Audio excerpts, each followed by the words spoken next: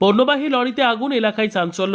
মুর্শিদাবাদের নবগ্রাম থানার Shibpur toll plaza এলাকায় একটি চলন্ত লরিতে অগ্নিকাণ্ড ঘটে। এই নিয়ে ব্যাপক উত্তেজনা ছড়ায় টোল প্লাজা এলাকায়। টোল কর্মীরা দ্রুততার মধ্যে আগুন নেভানোর চেষ্টা করলেও ব্যর্থ হয়। কি করে অগ্নিকাণ্ড ঘটেছে তা নিয়ে এখনও ধোঁয়াশা রয়েছে। প্রাথমিক অনুমান শর্ট সার্কিটের জন্য এই অগ্নিকাণ্ড বলে মনে করছে স্থানীয়রা। একটি 6 ছক্কা লরিতে করে পাট নিয়ে যাওয়া হচ্ছিল পালসান্ড থেকে বহরমপুরের দিকে 6 চাকার লরিটি। এই ঘটনায় খবর দেওয়া হয় দমকল বাহিনীকে। ঘটনাস্থলে একটি ইঞ্জিন এসে আগুন নিয়ন্ত্রণে আনে। এই ঘটনাকে ঘিরে ব্যাপক উত্তেজনা ছড়ায় নবগ্রামের শিবপুর এলাকায়।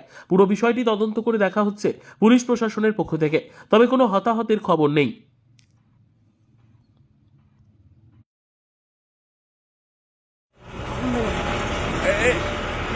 কোন জায়গাটার নাম কি?